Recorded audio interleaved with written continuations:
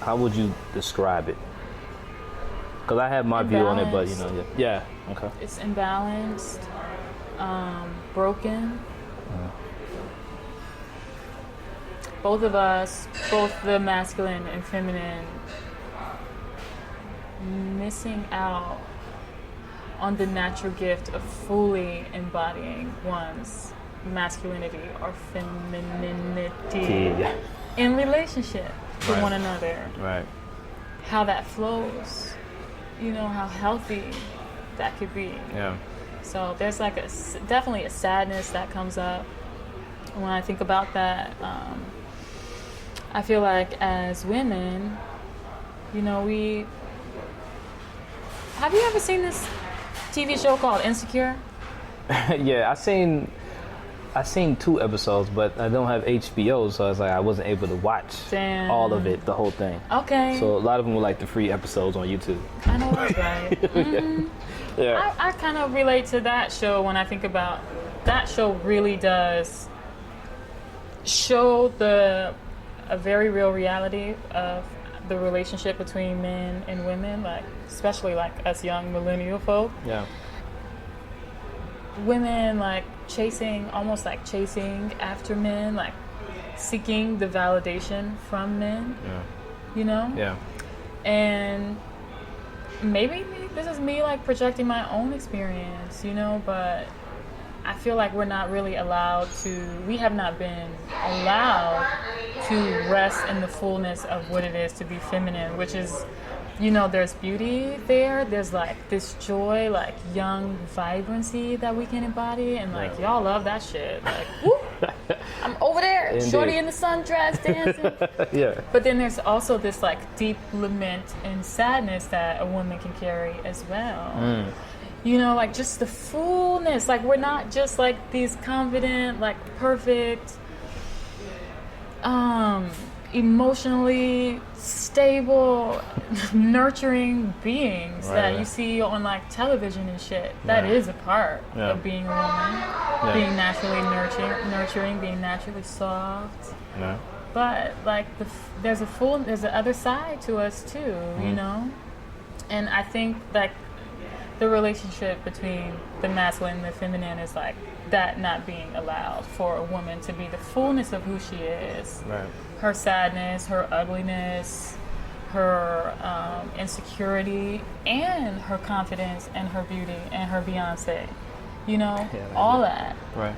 It seems like men only want the Beyonce part, and I'm not talking about all men. Yeah, trust me, I understand. I'm talking about the unaware male. Right. That's not tapping into his masculinity, because if he were to be tapping into that, then he would see the beauty in the fullness of the woman, and that's what the masculine archetype is. It's enjoying the fullness of the woman and pulling more of like the goddess and the beauty out, not by rejecting. Totally understand. The less socially pretty and put together aspects. You know what I mean? No, definitely, yeah. And so, I think it's kind of broken. That's just me. That's been my experience. And so that book. I think a man who is in tune with himself and in tune with the reality of like the relationship between men and women and like the social status and the hierarchy that we experience. A man who is aware, who has allowed himself to see the truth of what the fuck it is, wouldn't read a book like that and be like, and have negative things to say. That's just how I feel. Right. She ain't talking about nothing but empowering, like honoring period, honoring your menstrual cycle, honoring your sadness, honoring and embodying your fucking power. And of course with that, we have to talk about how those things have been devalued and oppressed over the years. It's definitely, You know what I mean? If a man doesn't want to fucking hear like the truth of what his ancestors have done, our ancestors have done to the spirit and the soul life of women, that's a personal fucking thing. I would have to agree on that. You know what I mean? I ain't being argumentative. No. Totally not. Yeah, I mean, it's to me, it's almost the same on the masculinity side. Now, of course, we have two different masculinity and femininity are definitely two different things, right? But the stories have the same obstacles in a sense, but more. Yeah. For example, one of my favorite books is by an author named David Data, I believe his name is. Way of the Superior. The Way of the Superior Man. Yeah. Yeah. Now I've had that fucking book. now. Now, Ladies, if your man has that book, just don't go through it, okay? Let him read it and learn and evolve, but do not try to read the book and figure out how you can manipulate him. Yeah, Don't do it. But I feel like that's where things go wrong, right? Like when our intentions are to read a book and with the intention of wanting to conquer something, right? Absolutely. I think that's when things go wrong. Instead of to understand, Yes, right? yes. Because again, let's say if I was the man that I was back then, or the boy I was back then, right? Yeah. And I would go through cunt, I'd probably be hating every woman in the world. Like, man, what the heck is, how can y'all think this way? How dare y'all say this? You know what I'm saying? Right. You guys are man haters. No, it's not that. This is more like, in a sense, I shop in the men's section. Do you really? Yeah, I do. Okay, I was curious until now. I'm glad you let me know. But if I go in an area where, you know, and we're not going to bring up like, you know, sexual preference. This is something totally different, right? But if I'm in the bra section and I say, man, none of this stuff fits me. Like I'm looking kind of foolish right now, and I'm literally asking like the employees that, man, how come none of these bras? How come they don't have anything for me? You understand what I'm saying? It's because I'm in the wrong area, sir. You may want to go over there where the tank tops are at. They're very suitable for guys of your body size, you know. Right. But for me to be argumentative about bras and pantyhose and things like that, I don't wear these things.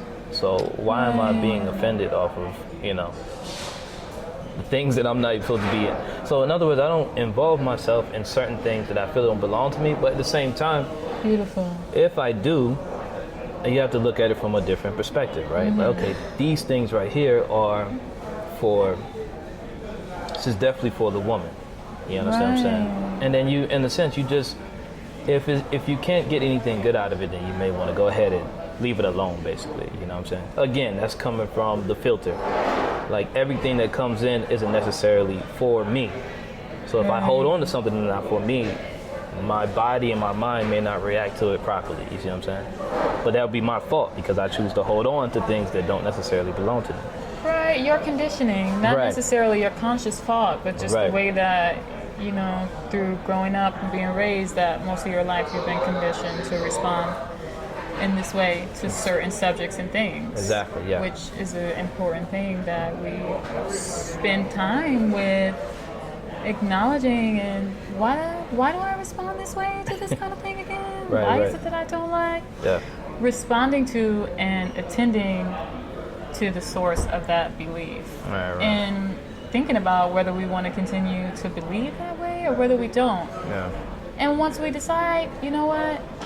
Nah, I don't want to be a masculine hater, because I fucking don't, and I'm not. I love men. Right. You know? I think they offer like strength and protection. Yeah. You know? Yeah. Like a solid tree, like a deep-rooted tree aspect to me, and I love and respect that.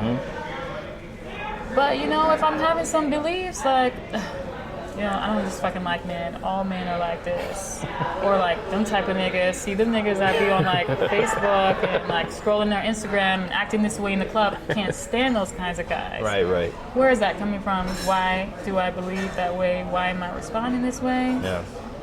And maybe I want to respond a little differently. Yeah. I don't know. Yeah. That can definitely, but I think that's, again, if someone receives everything, even the things that don't belong to them, then again, that can create that kind of perspective of like, all of y'all, leave me alone, I don't want to. Even for guys, like a guy can take like a book like Cunt, right? And create, eventually this movement will be created where everyone is like, nah man, forget women, we're done with them, They have a group like that now. How would y'all reproduce? And that's another Who thing. will take care of you? And it's important. Yeah, it's true. But that's so. Life without a woman? And life without a man. You see what I'm saying? Like, it's a balance. Right. What I'm hoping to see is, again, that balance again between both.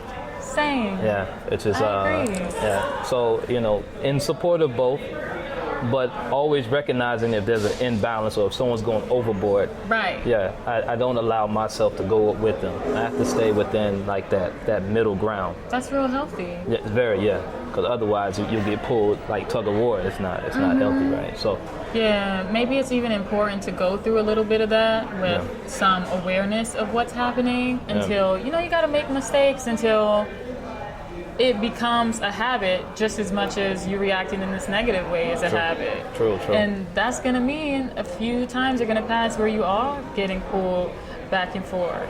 Exactly. You know what I mean? Yeah. But bringing your awareness and your understanding that I'm just acknowledging myself and how I've done things so I can see what it is, so I can see the full landscape of why I'm doing this and why I'm doing that.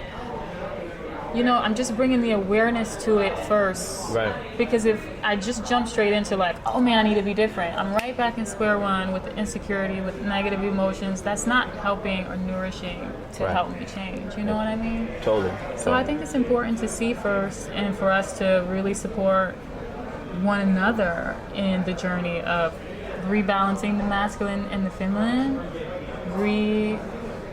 connecting ourselves to our own authenticity. Like, we really need one another for that. Definitely. Because everybody's going through different shades of the same type of suffering. Like, when I was saying the social media stuff, you're like, I see different. You noted that that you've seen people are dealing with a similar type of flavor of what I was talking about. Mm-hmm. I know that too. Yeah. I can know it in my head, but if I can get myself to like really know it and connect with other people's like pain and them experiencing what I was experiencing when I was on social media, I'm gonna react in a more inclusive. My healing becomes inclusive of like all women who feeling insecurity comparing themselves to other women on social media. Not just my healing. Right. Because I'm not seeing them as like, oh, she's just doing that shit. Girl, I know what she's doing. I'm not downing her. Right, I understand. You know what I mean? Yeah. Because I understand her pain in a really deep, real way. Big time. And so I can help her heal, and she helps me heal. But we gotta be able to actually look at one another and each other's pain in order to do that. True. We can't do that if we're kind of skipping over that and getting back on the screen or whatever we do to distract ourselves. I found that even without social media, there are other ways to distract myself. I could be distracting myself with meditation. And that's actually a good point. You know what I mean? It's true. It's plenty. It's really something you can't necessarily escape from. Exactly. You have to almost stay in tune. Right. And I think that's the challenge, really. Mm-hmm. And we're human, so it happens, right? Know. And then next thing you know, you're like, okay, wait, I need to stay away from this now. But I guess it's just being aware, being self-aware at the most part, to make sure that you maintain that focus and that balance or whatever. Right. Go ahead.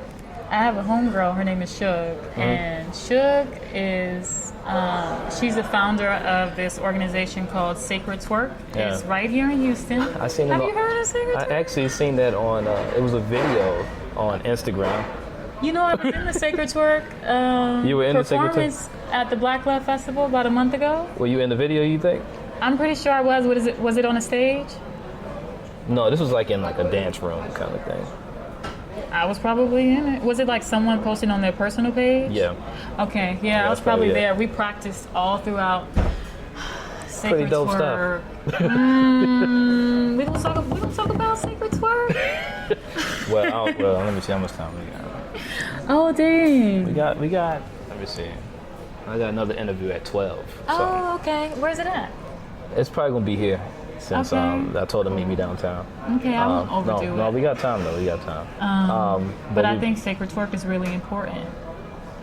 We could touch on that, and then also because I also want to be able to touch on like when did you